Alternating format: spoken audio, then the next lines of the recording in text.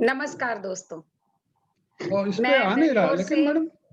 Doctor Indu Jhunjhunwala आप सभी का हार्दिक स्वागत और अभिनंदन करती हूँ दिल से दिल तक के इस कार्यक्रम में काव्य रंगोली की ओर से। और इस कार्यक्रम में हर सप्ताह हम किसी खास मेहमान से मिलते हैं जो कि हमें अपने जीवन की बातें बताते हैं और उससे हमें कुछ न कुछ कहीं न कहीं सीखने मिल जाता है, कुछ प्रेरणा मिल जाती है और किस तरह से व्यक्ति संघर्ष करके आगे बढ़ता है और एक-एक पायदान तय करता है अपने जीवन के, ये जानने का, समझने का अवसर मिलता है। तो आज उसी कड़ी में हम मिल रहे हैं यशपाल सिंह यशपाल जी से, जो कि गुड़गाँव से हैं, हरियाणा से हैं और आपका जन्म स्थान भंगेला मुजफ्फरनगर उत्तर प्रदेश है। लाइफ से कहीं सीखने मिल जाता है, आपकी शैक्षणिक योग्यता देखती हूँ और आपके आज का कार्य देखती हूँ, तो इनमें बहुत अंतर हमें मिलता है। दोनों में एक भिन्नता सी नजर आती है। तो सबसे पहले तो मैं डॉक्टर यशपाल सिंह जी आपका बहुत-बहुत स्वागत करती हूँ आज के इस कार्यक्रम में। आपने अपना समय दिया और आप आए हमसे बातें करने, बहुत अच्छा लगा। और मैं चाहूंगी कि थोड़ा-सा यशपाल सिंह जी का मैं परिचय आप लोगों को करा दूं। आपने एमएससी, एमए इंग्लिश लिटरेचर में किया है, CA, IIB certified in food and nutrition, pursuing MSc in dietitian and food management services.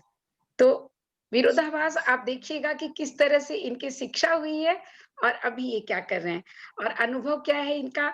IDBI bank में 37 इयर्स, 37 साल की सेवा के पश्चात 31 मार्च 2016 को उप महाप्रबंधक के पद से सेवानिवृत्त हुए हैं और अब ये क्या कर रहे हैं, अब ये लेखन के क्षेत्र में हैं।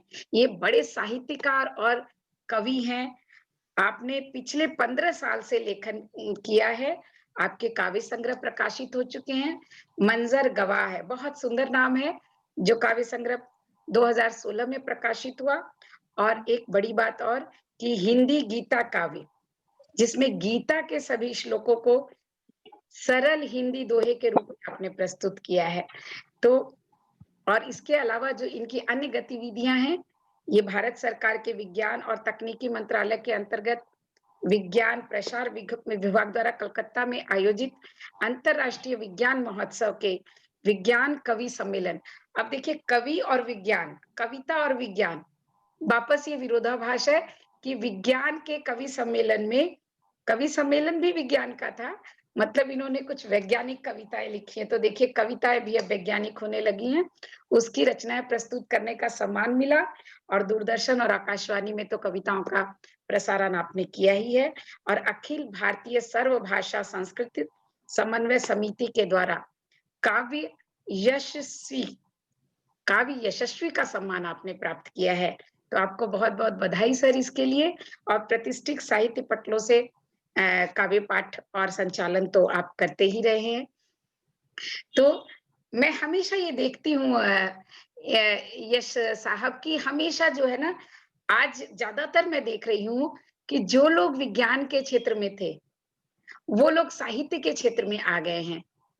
तो सबसे पहला प्रश्न तो मेरे मन में ये आता है कि मैं पूछूं कि विज्ञान और साहित्य दो विपरीत चीजें हैं, कैसे आपने उनमें समन्वय किया?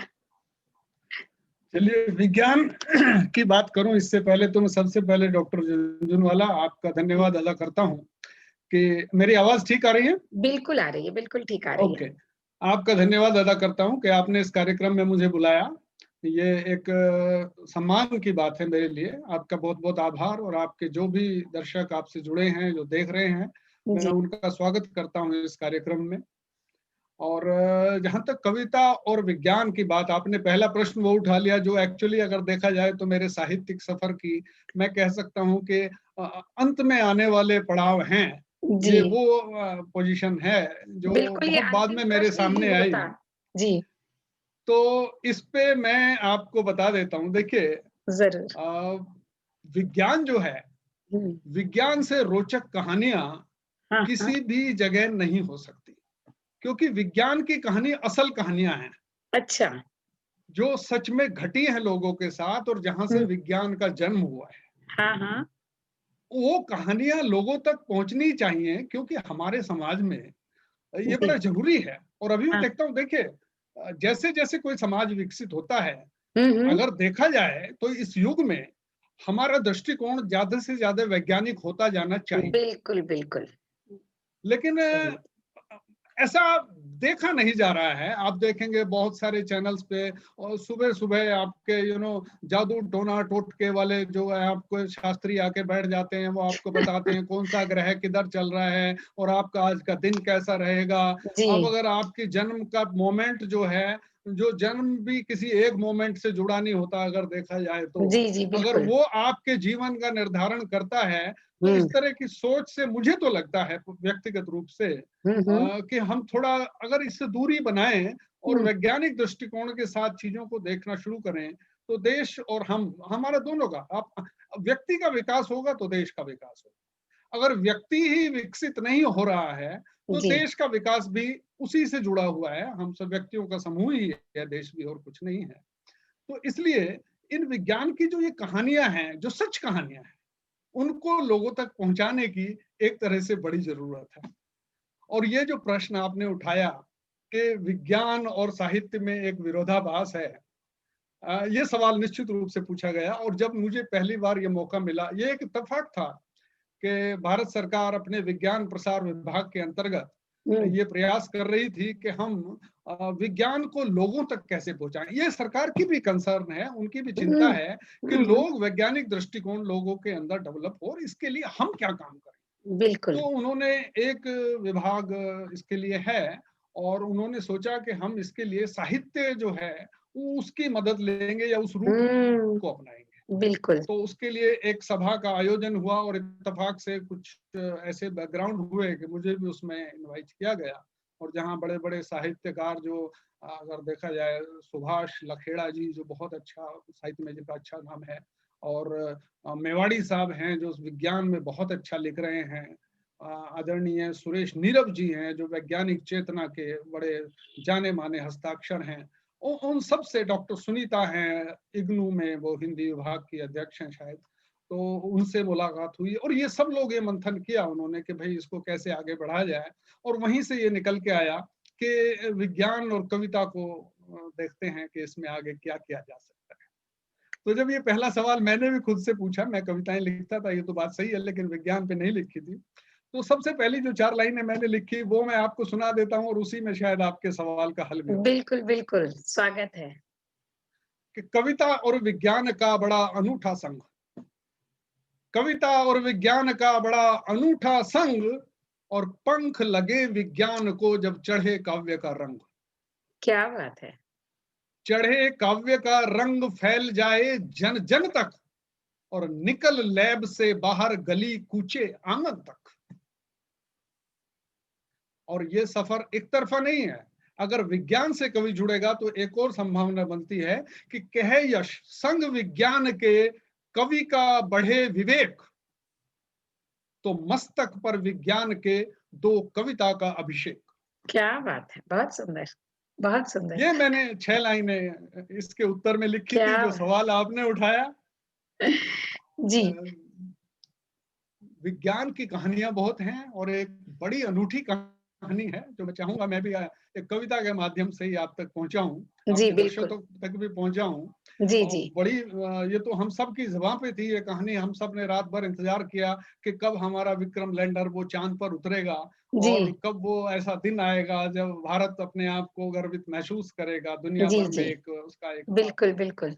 और लेकिन वो विक्रम लैंडर कहीं बीच में ही जो है वो भटक गया फिर है, जो भी भटक हुआ। गए। जी, तो जी, वो कहानी जो है उसको एक मैंने कविता के रूप में पेश किया है। एक 2-3 मिनट की कविता है, मैं आपके सामने पेश ज़रूर, करता हूँ। ज़रूर, स्वागत है। कविता का शीर्षक है प्यारे विक्रम।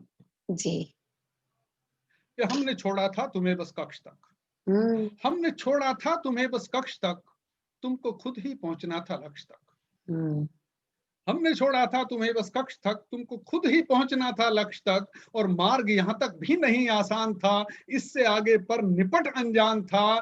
दक्षिणी ध्रुव का निशाना था कठिन, उस सतह पर उतर पाना था कठिन। क्या बात है।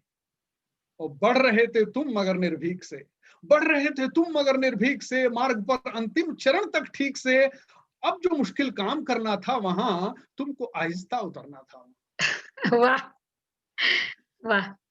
तुमको आहिस्ता उतरना था वहां। वेग था जो जो तुम्हारा घट रहा, एक पल यहाँ एक पहर सा कट रहा। जो इरादा चांद को छूने का था, ख्वाब पूरा आज वो होने को था। छोड़ दोगे चांद पर प्रज्ञान को, दोगे एक मंजिल नई विज्ञान को। ढूंढ लोगे जल कहाँ जीवन कहाँ, और खनिज मौजूद क्या क्या किस जगह।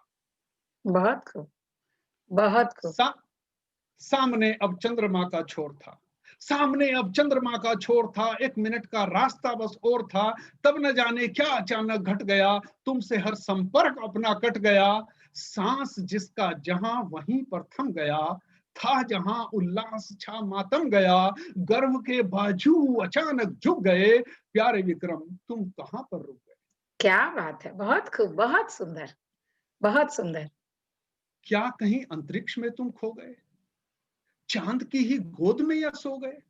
भूल या कुछ हो गई विज्ञान से, तुम गए टकरा किसी चट्टान से। खैर जो भी हो गया कुछ गम नहीं, खैर जो भी हो गया कुछ गम नहीं। जो हुआ उपलब्ध वो कुछ कम नहीं।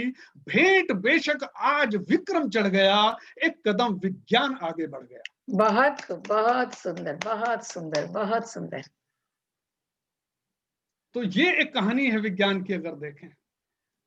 और ये भी सवाल पूछा गया कि भाई विज्ञान के तो बड़े प्रश्न गूढ़ होते हैं, कुछ ऐसे फॉर्मूला हैं, उनको आप विज्ञान के जरिए कैसे पहुंचाएंगे लोगों तक। कहानी तो पहुंचाना एक बात है। तो हम्म आपकी अगर विज्ञान की बैकग्राउंड है, मैं नहीं जानता है कि नहीं है, हम्म। अगर है तो इस बात को शायद ज्यादा अप्रिशिएट कर पाएंगे, नहीं तो आपके दर्शक जरूर कोई ना कोई अप्रिशिएट कर पाएगा। जरूर। आर्किमिडीज का एक सिद्धांत है, हम्म।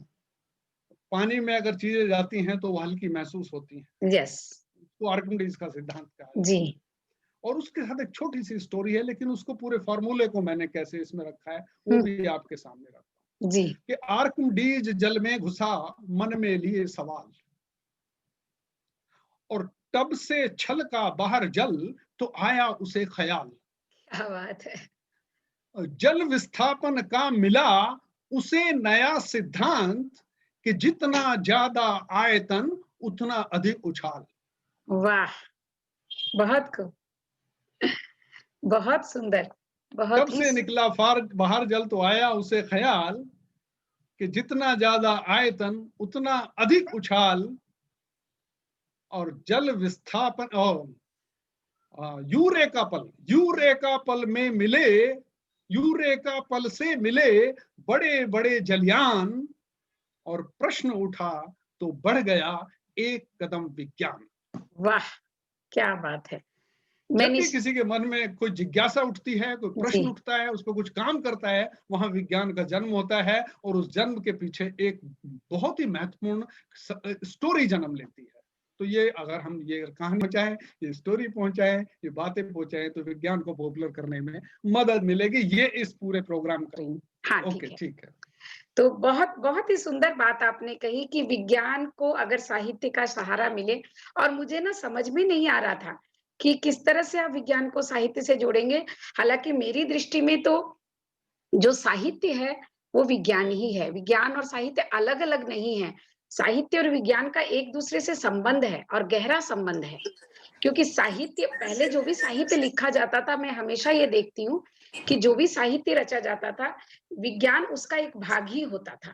मतलब सब सारे विषयों को साहित्य ही कहा जाता था, क्योंकि जो हम लिख देते थे वो साहित्य बन जाता था, या जो हम बोलचाल में हम जो बता देते थे वो साहित्य में सिमट जाता था, और वो चाहे वो विज्ञान हो या व्याकरण हो या जो भी हो।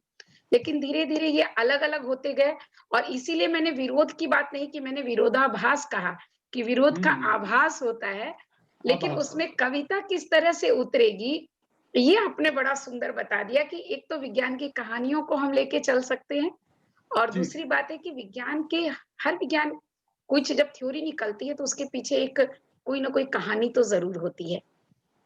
और इन बिल्कुल। थ्योरियों को भी जैसे आपने, मैं विज्ञान की छात्रा निश्चित ही नहीं हूँ, लेकिन थोड़ा-थोड़ा विज्ञान जानती हूँ। जीवन का विज्ञान है ना, इसलिए थोड़ा समझ में आ जाता है। तो जी, इसलिए मुझे ऐसे लगता है कि एक आपने एक रास्ता दे दिया है कि हम इस तरह से उनको कविताओं में अगर ढालें तो वो रसपूर्ण हो जाती हैं। और विद्यार्थियों के लिए भी देखा जाए तो पहले जो सूत्र लिखे जाते थे, जो ऋषि मुनि हमारे सूत्र लिखते थे, वो कविताओं की भाषा में लिखते थे। या वो व्याकरण के सूत्र होते थे या विज्ञान के सूत्र भी होते थे, वो दोहों के माध्यम में लिखा जाता था।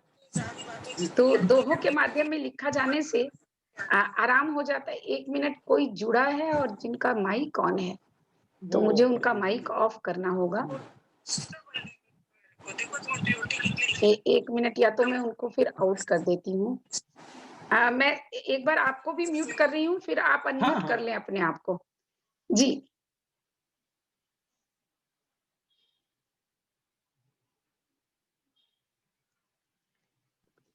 जी। हाँ, हाँ। अभी हो रहा है ना? हाँ, बिल्कुल।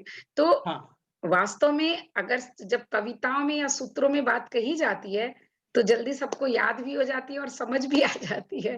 तो बहुत सुंदर बात कही।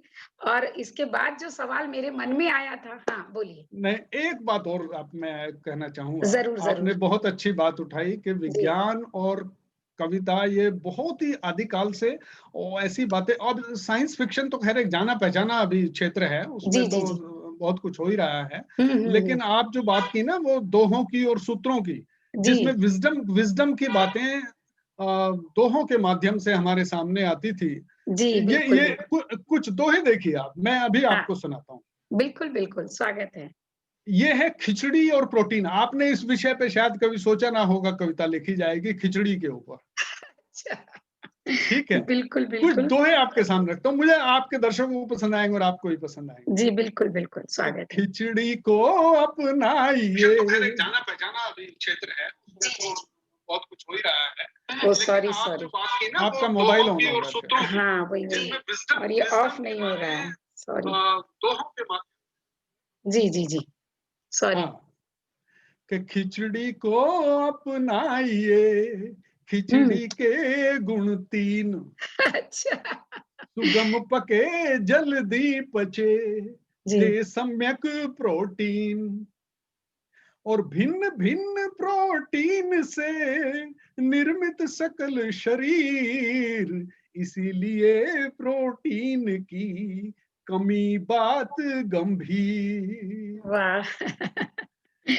और बहुत खूब।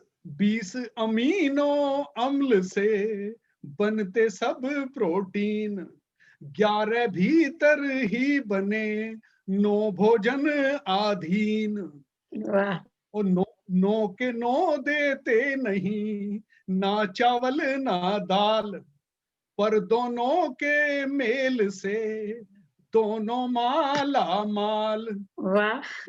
एक दूजे की कमी को कर देते हैं पूर्ण, देती खिचड़ी इसलिए प्रोटीने संपूर्ण। क्या बात है। और प्रोटीनों में शीर्ष पर अंडे को अभिषेक, हुँ, शाकाहारी को मगर खिचड़ी नंबर 1। और खिचड़ी लेकर प्लेट में संग दही के खाए। अब दही किस लिए? क्योंकि वो अभी तक जो प्रोटीन थी वो हमारी प्लांट प्रोटीन थी। अगर आप जी, दही लेंगे तो उसमें एनिमल प्रोटीन भी जुड़ जाती है, जी, जो कि जी, ज्यादा सुपाच्य होती है। तो बिल्कुल। खिचड़ी लेकर प्लेट में हुँ, संग दही के खाए, तो जी, गुणवत्ता प्रोटीन की फिर दुगनी हो जाए। जी। तो प्रोटीन हो गया, फैट हो गया, इसमें वो चीजें आ गई। अब हुँ, देखिए इसमें एक चीज और आ जाती है कि हाँ, और थोड़ी सब्जी हरी का यदि करो प्रयोग, और थोड़ी सब्जी हरी का यदि करो प्रयोग, खिचड़ी से पोषक नहीं फिर कोई भी भोग। वाह! और यश यश ने खिचड़ी का किया इतना जो गुणगान, तो हफ्ते में एक बार तो दो इसको सम्मान। बहुत खूब। और एक्चुअली में खिचड़ी ना शनिवार के दिन हफ्ते में एक बार बनाने की प्रथा भी है हम लोगों में, तो वो देखिए, समझ में आती है। लेकिन धीरे-धीरे जो साहित्य से विज्ञान को जब अलग किया गया ना, तो साहित्य की परिभाषा भी बदल दी गई। मतलब साहित्य में रसों की बात, काव्य तत्वों की बात और कल्पना की बात और बहुत सारी चीज़ें आ गई और उससे विज्ञान और ये व्याकरण ये सारा दूर होता चला गया।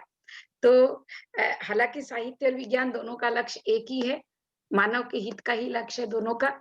लेकिन आप लोगों ने उसे जोड़ा और सरकार ने इसके लिए प्रयत्न किया, ये एक बहुत नई बात थी, जो कि मैंने आज तक नहीं सुनी थी। आपसे सुनी है तो अच्छा लग रहा है सुनकर कि इस तरह के प्रयत्न अगर साहित्यकार थोड़ा-थोड़ा भी करें। हालाँकि साहित्य की परिभाषा को रामचंद्र शुक्ला जी ने बिल्कुल अलग कर दिया है। अभिव्यक्ति और चित्तवृत्तियों की बात उसमें ज़्यादा है। लेकिन ये जो विज्ञान का पक्ष अगर हम लेते हैं उसमें, तो ये भी अपने आप में बहुत महत्वपूर्ण बन जाता है। देखिए विज्ञान तो विषय है। विषय है, साहित्य में कोई भी विषय शामिल हो सकता है। कोई भी तो विषय शामिल हो सकता विज्ञान है, भी एक बिल्कुल। विषय है और जी। सरकार के तो काफी सार्थक प्रयास हो रहे हैं। कई हुँ, चैनल चलते हैं, मैं देखता हूँ। एक हमारे बड़े प्रतिष्ठित साइंस के कम्युनिकेटर या समझ लीजिए बहुत चीजों के वो तो कम्युनिकेटर ही हैं, हुँ, हुँ, मानवर्धन कंठ साहब। वो जन विज्ञान पर और उस पर जो उनके चैनल्स हैं, हुँ, इंडिया साइंस का अपना चैनल है। उस हुँ, पर रेगुलर बेसिस पर वो जन विज्ञान और जो लोग छोटे छोटे आविष्कार कहीं गांव में बैठ के कर रहे हैं, जिसको हम जुगाड़ कहते हैं, ऐसे बना रहे हैं, उनको हाँ, भी लोगों तक पहुंचाते हैं। तो हाँ। काम तो चल रहा है। देखिए अब बात यह है कि लोग रुचि दिखाएं, उनको पसंद करें, तो सरकार को भी प्रोत्साहन मिलता है। जैसे आपका हमारा कार्यक्रम है, अगर लोग देखेंगे तो हमें भी प्रोत्साहन मिलेगा कि हाँ इस तरह की बात आगे की जाए। हाँ, लेकिन ये भी बात है ना कि विज्ञान को अगर साहित्य में डालना है या तो उसमें फिर उसके नॉलेज भी तो होना चाहिए, जिनको विज्ञान का नॉलेज हो, उसके पीछे की कहानियों को जो जाने, वो ही तो लिख पाएँगे ना। ये भी देखिए एक बात कहानियां तो उपलब्ध हैं। आज उपलब्ध हो की जाए, डेट में इंफॉर्मेशन कोई बड़ी शॉर्टेज बात में नहीं नहीं है। है। बिल्कुल, अभी बिल्कुल। आपको ढूंढने की जरूरत नहीं है, इंफॉर्मेशन आपको मिल जाएगी। जी, मैंने भी जी। जो ढूंढा है यही इंफॉर्मेशन कहीं से कहीं ने ली है हाँ, ना, और आजकल चाहे गूगल वो पर तो अखबार है गूगल मेरी। बाबा हैं। अभी तो सब कुछ अवेलेबल है, जी, जी, आपको बिल्कुल। खाली आपको मन चाहिए, आपका लिखना है और आपकी हाँ, उस विषय में रुचि हो और विज्ञान के आप विद्यार्थी हैं, तो काम आपके लिए थोड़ा सा आसान हो जाए। आसान हो जाता है। बिल्कुल सही कहा आपने। तो तो विज्ञान के चलिए विद्यार्थी कोई कम थोड़े ही है, बहुत लोग हैं। हाँ, बहुत है और हम बात करने बैठे थे दिल से दिल की तो बात निकली साहित्य और विज्ञान की, क्योंकि आप साहित्य और विज्ञान दोनों से जुड़े हुए हैं। तो मैं अब जो मेरा प्रश्न है, जो कि आपके परिचय को पढ़ने के बाद दिमाग में जो पहला आया था, जो पूछ लिया, तो दूसरा प्रश्न मेरे दिमाग में ये आ रहा है कि जब आप साहित्य के विद्यार्थी ही नहीं थे, जब आप हर तरह से विज्ञान के विद्यार्थी थे और न्यूट्रिशंस पर भी आपने काम किया, एमएससी आपने पढ़ाई की है, तो साहित्य यश के अंदर साहित्य कहाँ से आया? अब देखिए क्या है मैडम, मेरा जन्म जो है जी, वो एक छोटे से गांव में हुआ था जी। और पढ़ाई भी आरंभिक वहीं हुई। प्राइमरी शिक्षा तो गांव के स्कूल में हुई, नीचे फर्श पे बैठकर पढ़ते थे और वो सब हुँ, था। जी। और 10वीं मैंने आसपास के टाउन से छोटे से की और मैं ग्रेजुएशन के लिए मैं मेरठ शहर में गया और हुँ, साइंस का विद्यार्थी था ग्रेजुएशन तक। लेकिन हम लोग को क्या पता नहीं होता, जो पेरेंट्स कह देते हैं कि आप इस क्षेत्र में आप ये करिए, आप डॉक्टर बनिए, तो आप डॉक्टर के लिए चल पड़ते हैं। हुँ, और इंजीनियर क्या होता है तो इंजीनियर के लिए चल पड़ते हैं। उन दिनों डॉक्टरी का फैशन में था। मैंने हुँ। भी मेडिकल साइंस ले लिया और मुझे पता था कि वो मेंढक काटते हुए मेरे हाथ कांपते थे। अच्छा। तो वो मेरा नेचुरल फील्ड नहीं था। हाँ, हाँ। मैं एक तरह से प्रयोगशाला से, साइंस की प्रयोगशाला मुझे पसंद नहीं थी। थ्योरी तो ठीक है, अच्छी लगती थी, लेकिन प्रयोगशाला और बिना प्रयोगशाला की साइंस होती नहीं है। हुँ, जब ग्रेजुएशन हो गया मैंने सोचा अब क्या किया जाए। अभी गांव के आदमी क्या सोचेगा, सोचेगा यार टीचर बन जाओ कहीं। तो ठीक मैंने है। सोचा बीएड का फॉर्म भरेंगे। लेकिन अच्छा। बीएड का फॉर्म भरने में भी 2-3 महीने बाकी थे, तो वो जो हुँ, गैप था मैं सोचा अब क्या किया जाए। तो हाँ। खाली एमए हिंदी या एमए इंग्लिश में एडमिशन अवेलेबल थे। एमए हिंदी तो मैंने सोचा इसको पढ़ के क्या करेंगे, ये तो हमारी अपनी भाषा है और अच्छा। इंग्लिश इंग्लिश ही सीख लेते हैं।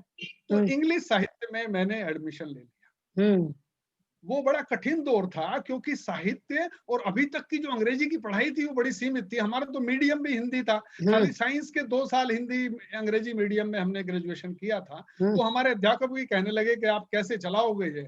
लेकिन हम्म इतनी रुचि आ गई उसमें, मुझे चौसर और वो सब इतने भाने लगे कि हम्म, मैंने तो कब बीएड के फॉर्म निकले और कब नहीं निकले वो बंद हो गया। तो अच्छा। तब से समझ लीजिए साहित्य एक ऐसा लगा जैसे मेरे लिए एक नेचुरल चीज है। पहली ओके। बार मुझे पढ़ाई में मजा आने लगा, रात रात भर बैठ के हम पढ़ने लगे, लिखने लगे, और हम्म, हमने कभी विज्ञान के लिए ऐसा नहीं किया था। अच्छा तो अच्छा। ये जो रुचि जब आपको पता लग जाती है ना, अगर हम्म जितनी जल्दी पता लग जाए बहुत अच्छा, लेकिन वो भी कोई देर नहीं हुई थी। मैं हम्म बिल्कुल फिर भी ठीक समय पे समझ लीजिए मुझे अपनी रुचि का आभास हुआ। और हम्म, फिर ये होता है कि अब जो नौकरी मिल जाए तो मिल जाए।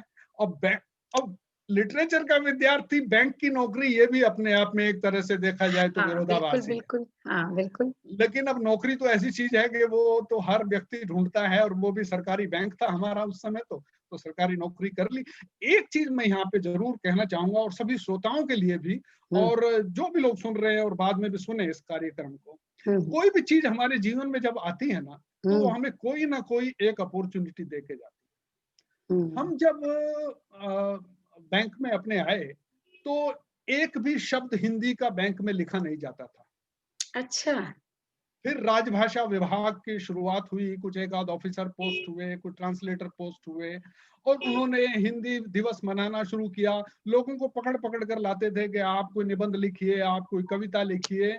हम्म, अब देखिए उसका कितना योगदान रहा, उसके उनके प्रयासों से हिंदी कितने आगे बढ़ी नहीं बढ़ी, ये तो मैं बढ़ी तो जरूर है। अगर आज आप जाएंगे कार्यालयों में तो आपको लगेगा कि हिंदी की स्थिति में उस समय के मुकाबले काफी सुधार हुआ है। I am hmm, talking of 1979 में मैंने बैंक ज्वाइन किया। ओके।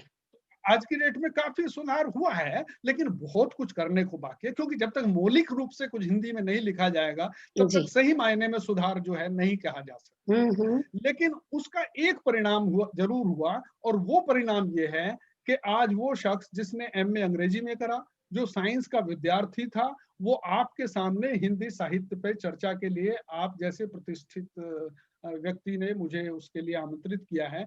तो मैं इसमें बहुत बड़ा योगदान अपने हिंदी विभाग का मानता हूं, जिन्होंने मुझे पुश करके ही सही, लेकिन हिंदी की तरफ धकेला, और जो भी मैंने लिखा वो धीरे धीरे उसको अप्रिशिएट होने लगा। और अंत आते आते हमारे बड़े अच्छे मित्र भी हैं और हिंदी ऑफिसर मिस्टर प्रदीप अग्रवाल, उनका नाम मैं यहाँ लेना चाहूंगा, हम्म, जिन्होंने मुझे रिटायरमेंट से जब 7-8 महीने पहले, साल पहले उनसे एक मुलाकात हुई, मैंने उनको कुछ अपनी कविताएं दिखाई, तो उन्होंने मुझे कहा आपको किताब छपवानी चाहिए। तो उन्हीं के देख रेख में मेरी जो पहली किताब है, वो मेरे रिटायरमेंट के टाइम पे मंजर गवाह है, वो हम्म। निकली। और बस वो ही समझ लीजिए मेरे साहित्य की जर्नी का शायद पहला स्टेप था जो मुझे मिला। तो चलिए, हिंदी दिवस मनाने के एक बहाने ही सही, और बैंकों में हिंदी आई और उसने हिंदी दिवस मनाया। तो चूंकि आप साहित्य के विद्यार्थी रहे थे, चाहे वो अंग्रेजी साहित्य क्यों ना हो, तो बिल्कुल बिल्कुल। आपको अपनी रुचि कम से कम समझ में आई कि आपकी रुचि जो है साहित्य की तरफ है, विज्ञान की तरफ नहीं। और आपने जब बताया ना, तो मुझे याद आया कि हम भी जब पढ़ रहे थे, हम उस समय 77 की बात होगी, तो हम लोगों को चूज करना होता था 8वीं कक्षा से कि आप साइंस के विद्यार्थी होगे कि आर्ट्स के। उस समय बिल्कुल का जो बिल्कुल। तरीका था वो ये था। तो मुझे बिल्कुल डॉक्टर ऐसा ही बनना था। था। अच्छा, मुझे जी। डॉक्टर बनने का शौक था। हमें भी।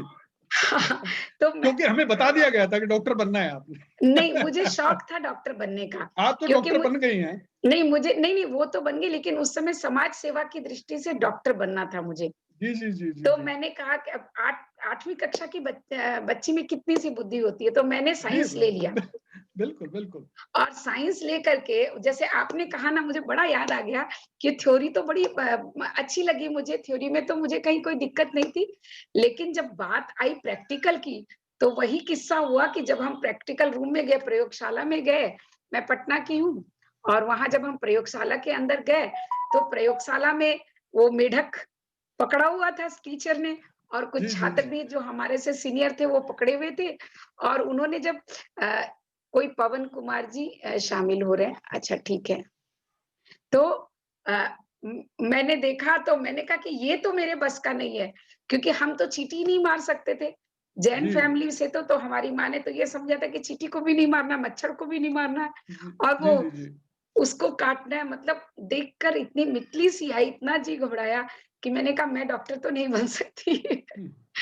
और इस मैंने विषय में एक बात और कहना चाहूँगा मैं। जी, इस पूरी यात्रा में जी, मैं जी, विज्ञान उसका विद्यार्थी था साहित्य का जी। और कविताएँ लिखने का मन होता था और लिखते भी थे। हाँ, और मैंने ऑफ़िस में आने के बाद भी, बैंक जॉइन करने के बाद भी अंग्रेजी में कुछ कविताएँ लिखी। क्योंकि हुँ, हम तो अंग्रेजी सोचते थे कि हमें तो अंग्रेजी आती है और हुँ, हम अंग्रेजी के विद्यार्थी हैं तो अंग्रेजी। लेकिन ये एहसास बहुत जल्दी हो गया हुँ, कि आप अपनी भाषा में जी, जितनी अच्छी अभिव्यक्ति दे सकते हैं, बिल्कुल। बिना ज़्यादा प्रयास के, हुँ, उतना आप अंग्रेजी में या किसी भी दूसरी भाषा में प्रयास करने के बाद भी नहीं दे सकते। हुँ, हुँ, हुँ, अपनी भाषा आपको एक आज़ादी देती है। अब देखिए हुँ, मैंने शब्द किया आज़ादी, ठीक है जी, ना? हुँ, लेकिन अगर मैं कहीं मुझे ज़रूरत हो मेरी कविता में, हुँ, तो मैं आज़ादी को आज़ादी भी कर सकता हूँ, अगर हुँ। मुझे मात्राओं को हेर-फेर करना हो। जी, जी, जी, बिल्कुल, लेकिन ये स्वतंत्रता मुझे दूसरी भाषा में नहीं है। नहीं मिलेगी, बिल्कुल। वहाँ पे उसको गलती ट्रीट किया जाएगा, जबकि यहाँ पे ये मेरी स्वतंत्रता ट्रीट की जाएगी। हुँ, तो अपनी भाषा में बोलना, अपनी भाषा में लिखना, अपनी भाषा में अभिव्यक्ति देना, ये हमेशा ही सरल है। ये बात मुझे एक अपनी यात्रा में समझ आ गई और मैंने फिर हिंदी में लिखना शुरू किया कि मेरी तो मातृभाषा है। अभी इसमें अगर कुछ गलतियाँ भी हैं, तो मैं किसी जी, को जी, कह दूँगा कि भई मेरे यहाँ ये भाषा ऐसे ही बोली जाती है, इसलिए जी। ये गलत नहीं है, ये ठीक है। हाँ, बिल्कुल यही हो जाता है। अभी ऐसा 2-3 बार मेरे साथ भी हुआ है। लेकिन आपकी ये बात बहुत सही है कि अपनी भाषा में जो हम जिस तरह से अभिव्यक्त कर सकते हैं, वास्तव में दूसरी भाषा में नहीं कर सकते। अपनी मातृभाषा में अभिव्यक्ति बहुत आसान हो जाती है। और उसमें एक बात और भी है कि जैसे एक ही शब्द के बहुत सारे अर्थ होते हैं, तो हम जी। उसको किस अर्थ में कहाँ प्रयोग कर रहे हैं, अपनी भाषा में वो जानना बड़ा आसान हो जाता है। जी, दूसरी बिल्कुल। भाषा में वो समझना भी थोड़ा मुश्किल हो जाता है। बिल्कुल, अब आप देखिए ना, मान लिया मैं आपसे कहूँ कि आप अंगद की तरह अपने क्षेत्र में डटे हुए हैं, तो आपको एक्सप्लेनेशन की ज़रूरत नहीं है। या मैं कह दूँ वो आदमी एकदम कंस की तरह है, तो ये एकदम अपने आप में सेल्फ एक्सप्लेनेटरी है, लोग समझ जाएँगे। लेकिन आपका शायद माइक म्यूट पे चला गया मैडम। ओह! हाँ, यस। हाँ, तो आप आप उसको आपको पूरा मतलब ना सिर्फ भाषा का ज्ञान होना चाहिए दूसरी, बल्कि वहाँ की संस्कृति, वहाँ के इतिहास का ज्ञान हो, तब आप जाके आपके लेखन में कुछ गहराई आ सकती है। आप अब मैं अगर किसी को कहूँ कि भरत सा भाई है, तो मुझे किसी को बताने की ज़रूरत नहीं पड़ेगी कि भरत कैसा है, ठीक है ना? या वो कैसा है, उसके गुण दोष बताने की ज़रूरत नहीं पड़ेगी। अभी हम बात कर रहे थे कि अपनी भाषा में चीज़ें कितनी आसान हो जाती हैं। अभी हिंदी दिवस था, मैंने कुछ दोहे लिखे थे, मैं सोच रहा हूँ उन पे भी, क्योंकि हमारा कार्यक्रम समाप्ति की ओर बढ़ रहा है, नहीं, तो कोई बात नहीं, आराम से सुनाइए। जी। कि हुँ, इंग्लिश के बाज़ार ने दिया झूठ पहुँचाए, हुँ, अंग्रेजी माध्यम बिना आगे बढ़ा ना जाए। क्या बात है! बहुत सुंदर। और महानगर से हो शुरू, गई दूर तक बात, अंग्रेजी में सीखता भारत का देहात। हुँ, और माँ बापू जानत नहीं, अध्यापक भी गोल, अंग्रेजी से जूझते बिगड़ गया भूगोल। और जश्न प्रश्न समझ आता नहीं, ये एक्चुअल सिचुएशन है, मैंने फेस हुँ, की है, बच्चों को अपने देखता हूं। प्रश्न समझ आता नहीं, लिखे कहां से अर्थ, अंग्रेजी से जूझते जाए परिश्रम व्यर्थ। बहुत खूब, बहुत सही। और निज भाषा बिसराय दी, इंग्लिश सखे न सीख, ना इधर के रहे ना उधर ना के उधर रहे। के रहे, बिल्कुल 2 नावों पे निज सवार। भाषा बिसराय दी, इंग्लिश सके न सीख, दीनहीन बन मांगते रोजगार की भीख। और हुँ, भाषा पुख्ता ना हुई, गए कीमती वर्ष। देखिए आरंभिक सालों में ही हमारी भाषा जो है वो पुख्ता हो जाती है। जब हम हिंदी मीडियम में पढ़े, तो शुरू के 5 साल के बाद हाँ, हमें दिक्कत बिल्कुल, नहीं आई, कोई भी शब्द दे दीजिए हम लिख लेंगे। बिल्कुल, बिल्कुल। भाषा पुख्ता ना हुई गए कीमती वर्ष, पंगु किया अंग्रेज ने, पंगु किया अंग्रेज ने कल का भारतवर्ष। हम्म, अंग्रेजी के चल रहे गांव गांव स्कूल, ये शिक्षा के क्षेत्र की सबसे व्यापक भूल। बहुत सुंदर। ब- बच्चे ना जाएं पिछड़, मात पिता ही टीस, खून पसीना एक कर भरते मोटी फीस। करेक्ट। और गृहिणी मैडम बन गई। हम्म। शिक्षिकाएं जो आ रही हैं, आप और हम सब जानते हैं, हम्म। गृहिणी मैडम बन गई, इंग्लिश में बतियाए, हम्म। बिना प्रशिक्षण देश का फ्यूचर रही बनाए। और विद्यालय सरकार के बांटे मिड डे मील, योग्य प्रशिक्षित शिक्षिका रही सब्जियां छील। सही है, बिल्कुल सही। और आजादी के बाद भी इंग्लिश में व्यवहार, केवल मैकाले नहीं इसका जिम्मेदार। बहुत सही कहा आपने। बहुत ही सुंदर बात कही।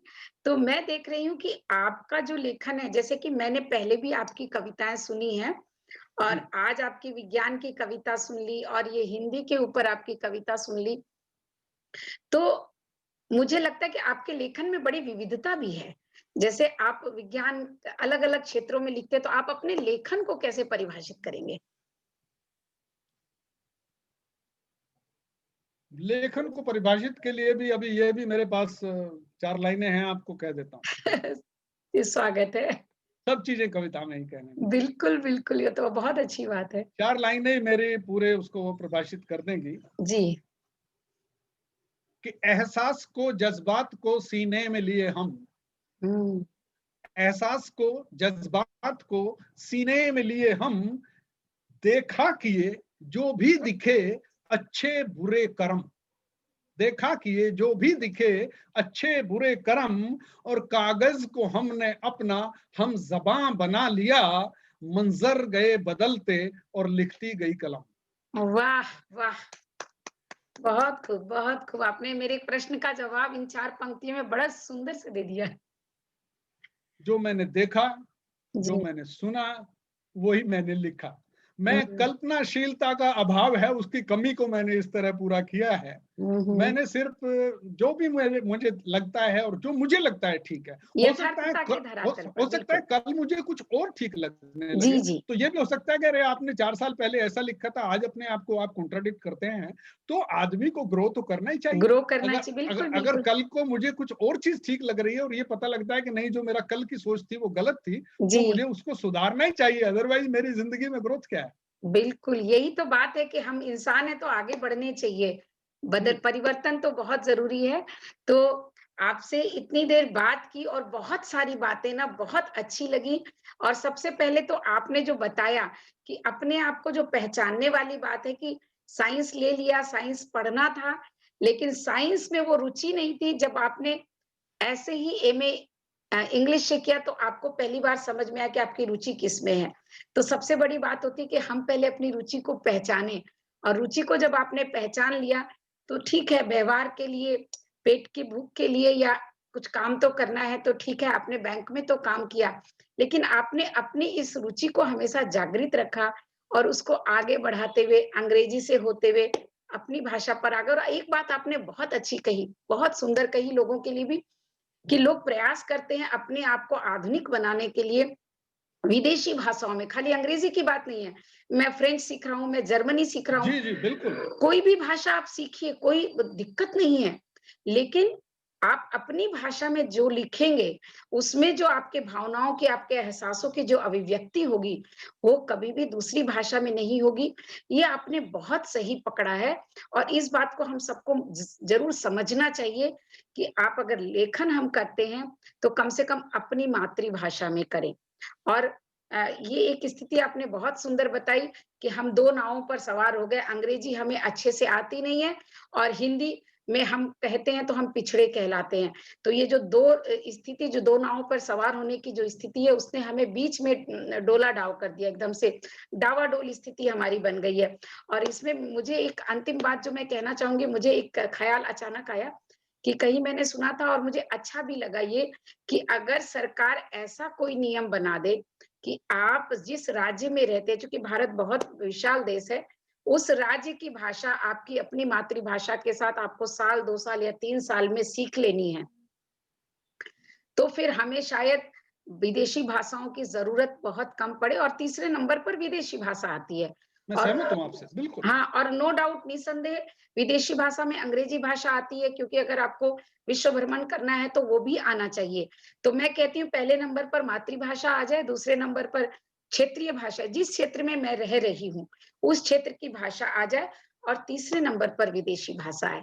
तो ये एक प्रयास अगर किया जाए सरकार की ओर से सबके लिए एक नहीं, हिंदी हिंदी भाषियों को भी ये प्रयास करना चाहिए कि कोई अपने साउथ की, अपने देश की कोई तीसरी भाषा को ज़रूर सीखें, नहीं, मैं ताकि तो जैसे अब ये बैंगलोर में हूँ, तो शिकायत मैंने भी ना यहाँ की रहे। भाषा सीखी है। मैं बिल्कुल, ये यहाँ की बड़ा अच्छा भाषा कर रहे हैं जानती आप। हूँ। तो इस तरह का प्रयास पहले होना चाहिए और किसी को पिछड़ा ना समझा जाए। और जी, आपने बिल्कुल। आज 2-4 बातें ऐसी ज़रूर हमारे दर्शकों को बहुत सुंदर बताई है, जो आपके जीवन से प्रेरणा भी मिलेगी कि आप अपनी रुचि को देखें और रुचि के अनुसार आगे बढ़ें। तो यशपाल सिंह जैसा एक वरिष्ठ साहित्यकार हमें मिलता है, जो विज्ञान के साथ-साथ साहित्य को लेकर चलता है। तो बहुत अच्छा लगा सर। बहुत-बहुत धन्यवाद यशपाल जी, आपसे बहुत-बहुत मिलकर धन्यवाद आपका और सभी बहुत दर्शकों को मेरा प्रणाम और उनका बहुत-बहुत आभार कि वो जुड़े इस कार्यक्रम से और उनके कमेंट्स भी आए हैं। मैं जी। भी उनका उत्तर दूँगा, आप भी देंगे। हाँ, तो और सभी आप का अंत में बहुत-बहुत अगर कुछ आभार। कहना चाहते हो तो कह सकते हैं, कोई संदेश आपका हो लोगों के लिए? नहीं, अभी मैं इतना बड़ा साहित्यकार नहीं हूँ कि लोगों को संदेश दे सकूँ, नहीं, लेकिन बड़े ये बात साहित्यकार की बात नहीं, आपके अनुभव की बात है, जीवन के अनुभव की बात और मुझे लगता है कि जीवन में अनुभव तो बहुत आपने किया है हासिल। देखिए, एक तो चीज़ों को खुली आँख से देखने की ज़रूरत है जी, और बिना किसी प्रतिबद्धताओं के जो भी घटनाएँ हो रही हैं, जी। उनको उस तरह उन पर विचार करने की आपका एक दृष्टिकोण हो सकता है, लेकिन वो हुँ, दृष्टिकोण भी हमेशा आदमी का खुला रहना खुला चाहिए। रहना चाहिए। या वो सब्जेक्ट टू करेक्शन रहना चाहिए। बिल्कुल, मेरा बिल्कुल। शब्द कोई आखिरी शब्द नहीं है, मेरा बिल्कुल, विचार कोई आखिरी विचार नहीं है, मेरी ओपिनियन कोई आखिरी ओपिनियन नहीं हो सकती। एकदम, इसका ख़्याल हमेशा बना रहना चाहिए बहुत और जब सुंदर। हम ऐसा ख़्याल हम बना के रखेंगे कि भई जो मैं हूँ ज़रूरी नहीं है वही ठीक हो, तो तब जो है एक सामाजिक समरसता भी बनती है और देश के लिए भी अच्छा होगा और खुद हमारे अपने विकास के लिए भी बहुत अच्छा होगा। यही मैं कहना बहुत सुंदर बात आपने बताई। तो आपका बहुत-बहुत धन्यवाद। आप आए और आपने बहुत-बहुत इतना आभार। समय भी दिया और हम लोगों ने बहुत सुंदर बातचीत की है, तो बहुत अच्छा लगा। बहुत-बहुत धन्यवाद। आभार आपका। ओके जी, बहुत-बहुत प्रणाम।